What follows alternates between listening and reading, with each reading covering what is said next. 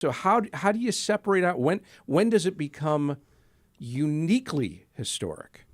And how do you then conclude, okay, this is one that really needs to be fought for?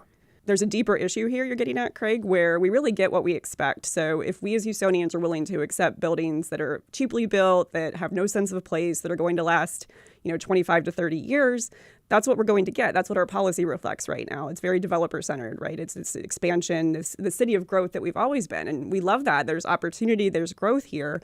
But I think we need to transition to the point where short-term economics no longer outweigh the long-term stewardship, right, of these buildings and these neighborhoods. When we have this tear-down culture, it's bad for the economy, especially local small businesses and that neighborhood continuity.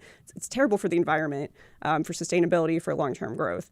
So I think when we start looking at buildings as assets as ways that we can use it to continue to grow our city, to grow economic development, to grow tourism, that's when we'll start seeing that transition. So really starting, though, with those neighborhoods. Like right now, I live in the historic Riverside Terrace area where we have a issue where they're tearing down a historic building, or there's this idea to build a gas station and a convenience store right in the middle of a residential neighborhood that's historic, that has buildings from the 1940s and before that.